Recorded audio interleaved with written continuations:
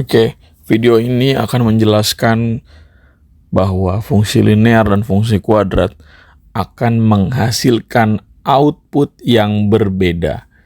Jika fungsi linear sesuai dengan namanya, linear itu berarti outputnya merupakan sebuah garis lurus. Ya, output geometrinya adalah garis lurus. Kalau fungsi kuadrat, apa kira-kira?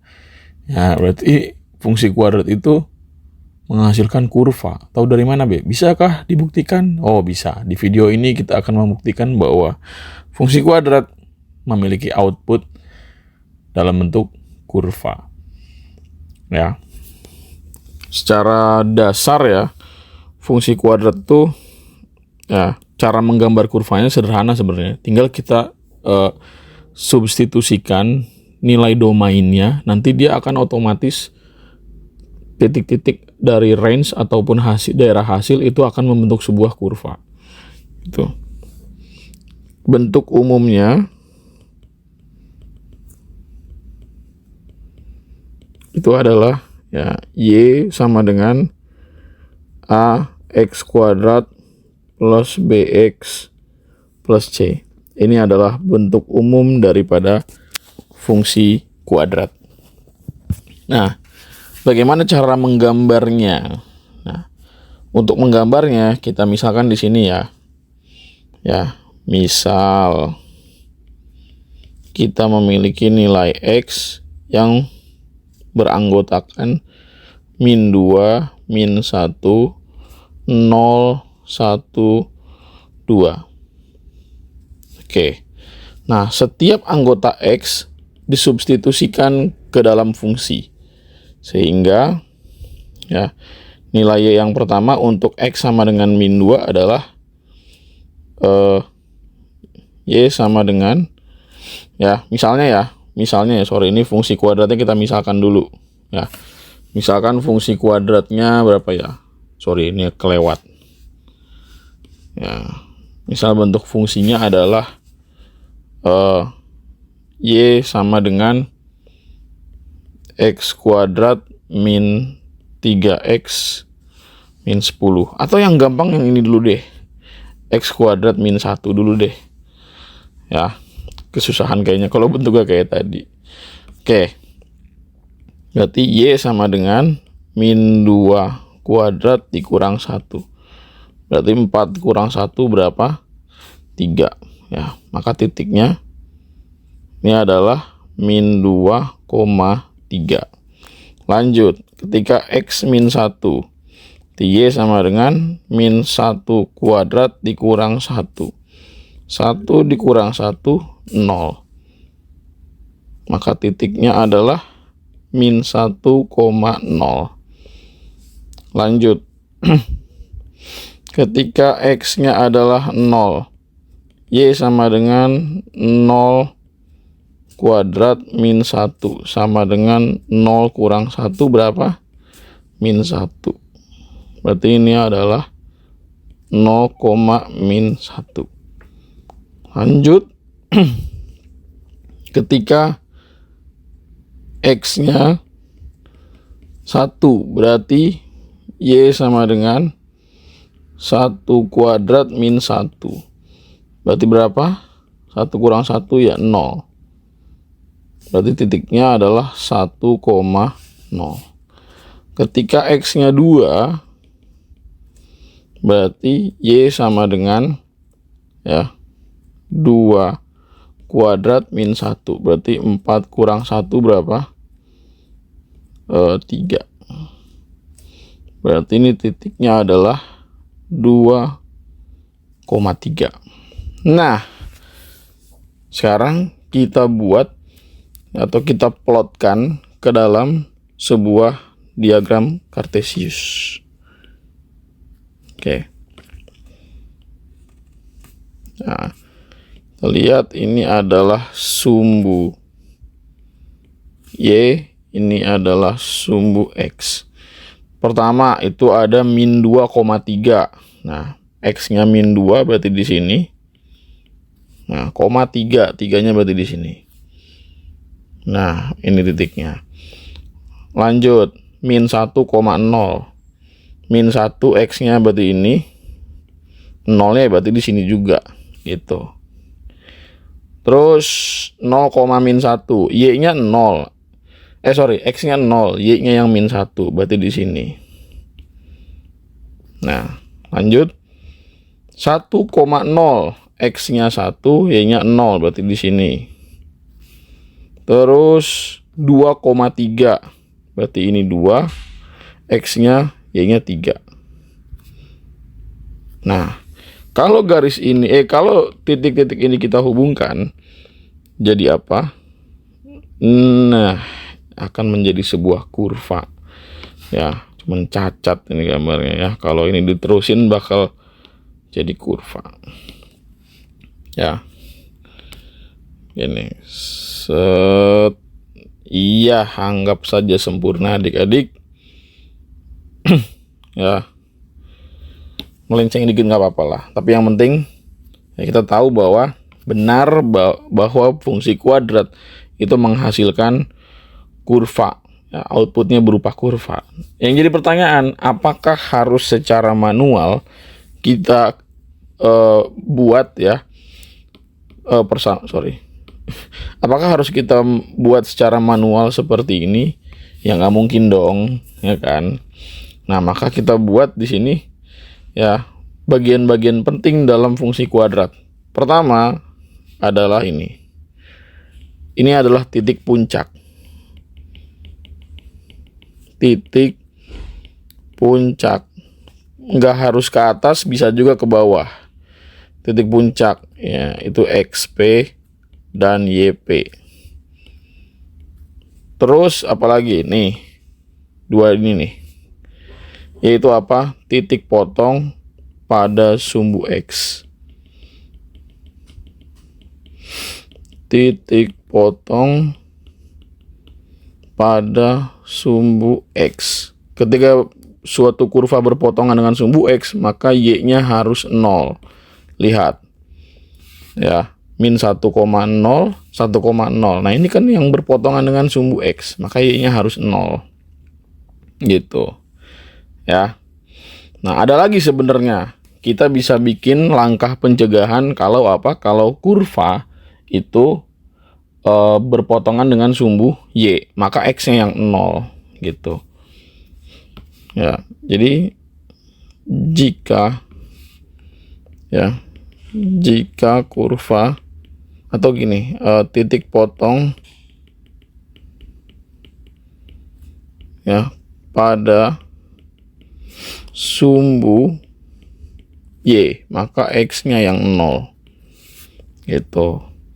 Nah, gimana cara membuatnya? Oke, kita pakai fungsi yang ini tadi, yang tadi gue tulis awal banget ya. Gambarkan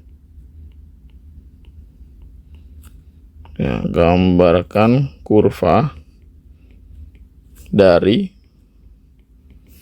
misalnya tadi berapa dah fungsinya itu ada y sama dengan x kuadrat min 3x min 10.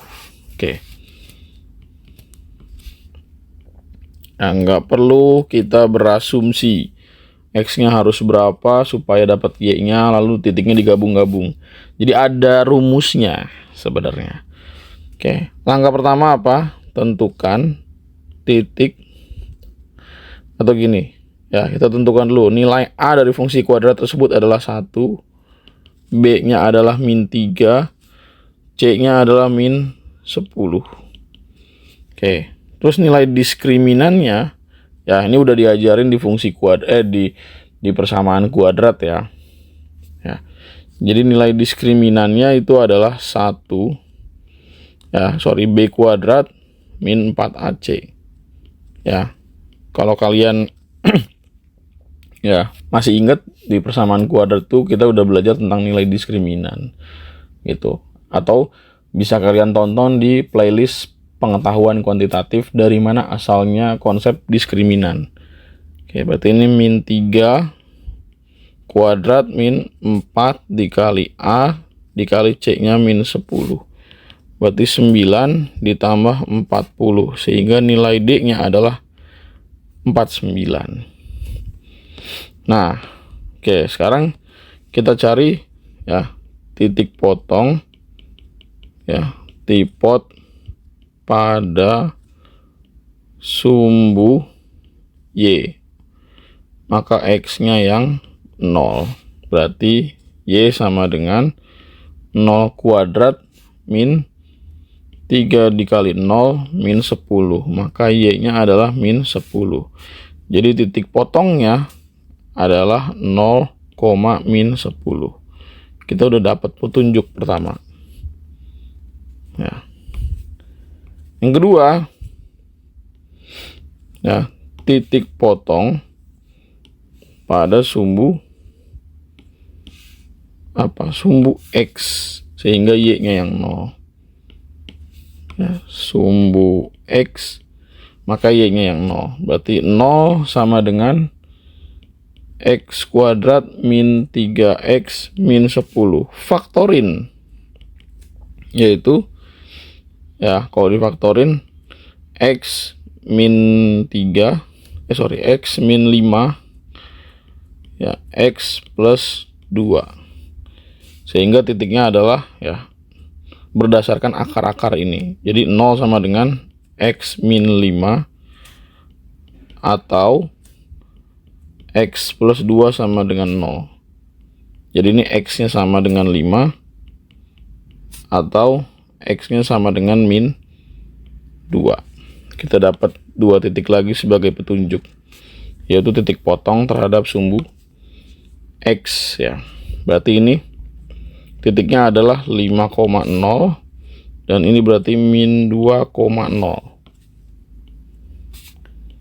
Nah, berikutnya adalah titik puncak pada sumbu X. Ya, di mana ya kamarnya ya? Waduh, ini apa ini? Ikut ke bawah. Oke. Titik puncak pada sumbu X. Ya. Atau sumbu simetri. Titik puncak sumbu X atau disebut sebagai sumbu simetri. Berarti XP adalah min B per 2A. Di XP sama dengan min B-nya berapa? B-nya min 3 ya per 2 dikali A-nya 1. Berarti 3 per 2 atau 1,5.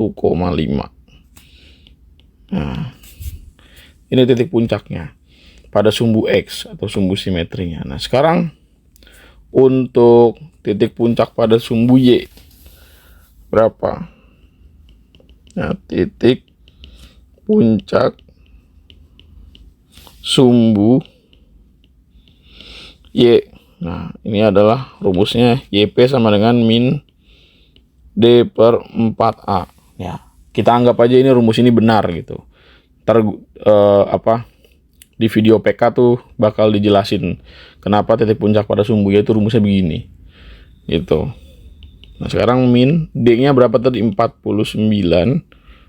per 4 dikali 1. Berarti min 49 per 4. Kalau didesimalin ya 49 per 4 itu berarti 12,25. Berarti titik puncaknya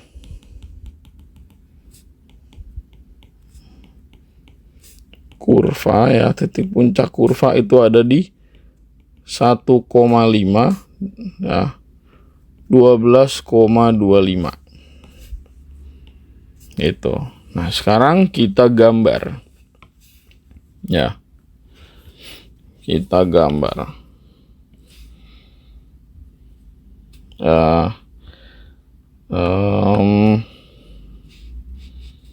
misalnya gini deh, agak panjang ya. Oke, ini adalah sumbu Y, ini adalah sumbu X. Nah, kita lihat titiknya mana aja nih. Ada titik 0,-10 ya. Berarti 0,-10 itu y-nya -10 ya, ada di bawah ini. Ya, anggap aja di sini. Ini -10. Oke, terus berapa lagi? 5,0 dan -2,0. Nah, berarti ini ya -2 ya, let's say ini adalah 5. Terus berapa lagi? Ada 1,5 dan 12,25. X-nya 1,5. Ininya 12,25. Ini minus ya, kok ketinggalan. Nah, ini minusnya ya, -12,25. Berarti di bawah -10. Ya, 1,5 itu di sini berarti. Nah, ya, ini adalah titik puncak. Ya, berarti di sini, sekitar sini ya. Gitu. Jadi ini tuh 1,5-nya. Oke, ya udah, tinggal kita gambar kurvanya. Jadi begini. Nah, kurang sempurna, tapi nggak apa-apa. Ya, anggap aja berarti di sini 2-nya. Aduh, agak susah ya. Ini -2, berarti ini 5 ya, agak geser. Oke. Ya udah, ini dia gambarnya. Ya kurang lebih sama lah. Ya, antara ini dengan ini. Karena ini kalau dilanjutin dia bakal panjang. Gitu. Ya. Ini kan kenapa kok titik puncaknya beda be? Ya karena nilai X-nya beda di sini antara ini dengan yang ini. Gitu. Kalau ini kan kita berdasarkan titik potong sumbu X, sumbu Y, dan juga titik puncaknya gitu. Kalau ini kan berdasarkan berapa nilai X yang kita masukin. Nanti beda gitu. Tapi yang jelas yang sama adalah dia menghadapnya ke atas atau terbuka ke atas, dan dia sama-sama memotong sumbu X di dua titik yang berbeda. Gitu. Nanti akan diperjelas lagi ketika kita belajar pengetahuan kuantitatif untuk fungsi kuadrat. Oke, semoga bisa dipahami.